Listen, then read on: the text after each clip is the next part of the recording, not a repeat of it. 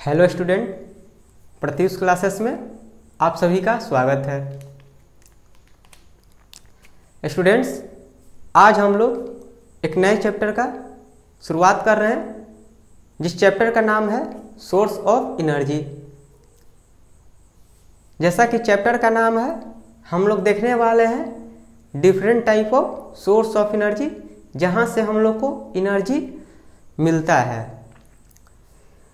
तो एनर्जी को पढ़ने वाले हैं तो सबसे पहले हम लोग जान लेते हैं कि एनर्जी क्या होता है। तो एनर्जी को हम लोग कहते हैं कैपेसिटी टू डू वर्क, कार्य करने की शक्ति को ही हम लोग ऊर्जा कहते हैं। जैसे एग्जाम्पल के लिए आप लोग किसी को कहते हैं कि एक काम कम कर रहा है, यानी इसका एनर्जी कम है। कोई काम ज़्यादा कर रहा है, यानी उसका एनर्जी ज़्यादा है। तो ये डायरेक्टली ये कह रहा है कि कार्य करने की शक्ति को ही हम लोग ऊर्जा कहते हैं। एनर्जी को हम लोग डिफाइन कर लिए। अब हम लोग देखेंगे एनर्जी का एक बहुत पॉपुलर कंसेप्ट है, जो कि कंजर्वेशन ऑफ एनर्जी है। एनर्जी हमेशा कंजर्व रहता है, एनर्जी का कभी क्षय नहीं होता है।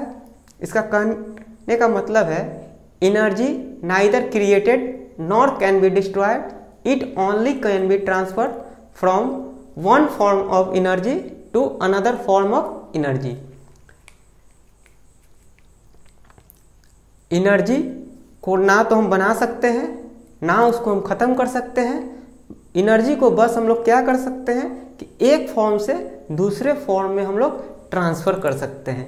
जैसे कि काइनेटिक एनर्जी को हम लोग पोटेंशियल एनर्जी में ट्रांसफर कर सकते हैं, काइनेटिक एनर्जी को हम लोग इलेक्ट्रिकल एनर्जी में ट्रांसफर कर सकते हैं, इलेक्ट्रिकल एनर्जी को हम लोग मैकेनिकल एनर्जी में ट्रांसफर कर सकते हैं, मैकेनिकल एनर्जी को हम लोग इलेक्ट्रिकल एनर्जी में ट्रांसफर कर सकते हैं। जैसे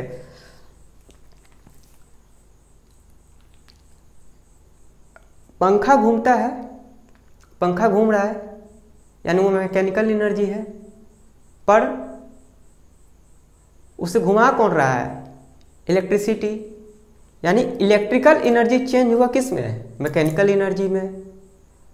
अब एक बात ये हुआ, डायनेमो घूमता है, टरबाइन घूमता है, वो मैकेनिकल एनर्जी है। वो क्रिएट क्या करता है? इलेक्ट्रिसिटी। यानी मैकेनिकल एनर्जी इलेक्ट्रिकल एनर्जी में चेंज हो रहा है। विंड मिल घूमता है, यानी वो मैकेनिकल एनर्जी है। वो जनरेट क्या करता है? इलेक्ट्रिसिटी। यानी मैकेनिकल एनर्जी इलेक्ट्रिकल एनर्जी में चेंज हो रहा है। डैम से पानी गिरता है तो वाटर का मूविंग वेलोसिटी, उसमें काइनेटिक एनर्जी होता है। उसके कारण हम लोग डैम में टरबाइन लगा के इलेक्ट्रिसिटी जनरेट कर लेते हैं। इसका मतलब क्या हुआ? काइनेटिक एनर्जी इलेक्ट्रिकल एनर्जी में चेंज हो रहा है। तो एक फॉर्म से दूसरे फॉर्म में हमेशा एनर्जी चेंज होता है। ये कभी भी डिस्ट्रॉय नहीं होता है, नहीं इसका क्रिएशन होता है। बस इस एनर्जी हमेशा कंजर्व होता है, मतलब फाइनल बराबर हमेशा इनिशियल बराबर हमेशा फाइनल होता है, भले इसका फॉर्म अलग अलग हो।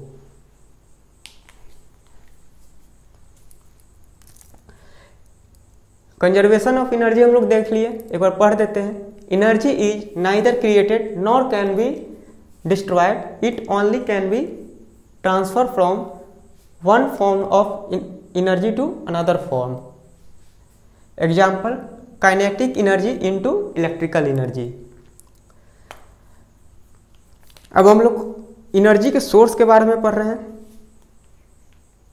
तो हम लोग देखेंगे कि अच्छा सोर्स कौन कौन सा हो सकता है। अच्छा सोर्स ऑफ एनर्जी के लिए कौन कौन सा क्राइटेरिया हो सकता है, जिसके बेसिस पे हम लोग कह सकते हैं कि ये अच्छा सोर्स ऑफ एनर्जी है। तो सबसे पहला क्राइटेरिया होगा which would do a large amount of work per unit volume और मास। पहला क्राइटेरिया होना चाहिए। दूसरा, बी इजिली एसेसिबल, कहने का मतलब कि इजिली उपलब्ध हो जाए। Be easily store and transported, source को हम इजीली स्टोर भी कर सकें और इजीली ट्रांसपोर्ट भी कर सकें। Most importantly be economical. हम लोग देखते हैं कि जो चीज़ इकोनॉमिकल ही नहीं होता है, सब कुछ सब फेवरेबल है पर इकोनॉमिकल नहीं होगा तो क्या हम उसको यूज करेंगे? नहीं करेंगे, वो वायेबल ही नहीं होगा।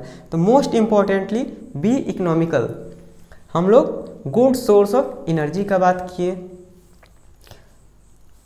अब फ्यूल से भी एनर्जी निकलता है और इस चैप्टर में हम लोग फ्यूल पे भी बात करेंगे और फ्यूल पे अच्छा चर्चा करेंगे। ज़्यादा पार्ट हमारा फ्यूल पे ही चर्चा होगा। तो हम लोग फ्यूल का गुड कैरेक्टर देखेंगे, यानी कौन कौन कैसा कैरेक्टर होगा तब हम उसे अच्छा फ्यूल मानेंगे। तो सबसे पहला उसका लार्ज हीटिंग कैपेसिटी होना चाहिए। कहने का मतलब है कि अगर पर यूनिट वॉल्यूम को हम बर्न करें तो उससे हीटिंग कैपेसिटी बहुत ज़्यादा जनरेट हो, यानी कैलोरीफिक वैल्यू उसका बहुत हाई हो। दूसरा, प्रोड्यूस लेस स्मोक। अगर पर यूनिट वॉल्यूम हम उसको जलाते हैं तो उससे बहुत कम स्मोक, उससे बहुत कम धुआं प्रोड्यूस होना चाहिए। इजली अवेलेबल, बहुत आसानी से उपलब्ध हो। इजली ट्रांसपोर्टेड एंड स्टोर्ड, हमारे पास ये तीनों क्राइटेरिया हो भी जाए, अगर हम उससे ट्रांसपोर्ट ही नहीं कर सकते हैं, स्टोर ही नहीं कर सकते हैं, तो ऐसा एनर्जी के क्या फ़ायदा। तो इसलिए, क्योंकि अगर ट्रांसपोर्ट नहीं करेंगे तो हम अपने घर में लाएंगे नहीं और उससे हम स्टोर नहीं कर पाएंगे तो फिर हम रखेंगे कैसे। जैसे गैस को हम लोग एक सिलेंडर में स्टोर कर लेते हैं तो उसको स्टोर करने के लिए हमारे पास कैपेसिटी है और जब स्टोर कर लिए तो उसको हम इजीली ट्रांसपोर्ट कर सकते हैं डिफरेंट मेथड से। तो ये सभी है, ये है गुड फ्यूल का कैरेक्टर, ये है गुड सोर्स ऑफ एनर्जी का कैरेक्टर, ये कंजर्वेशन ऑफ एनर्जी का डिफिनेशन और ये एनर्जी का। अब हम लोग आगे देखते हैं।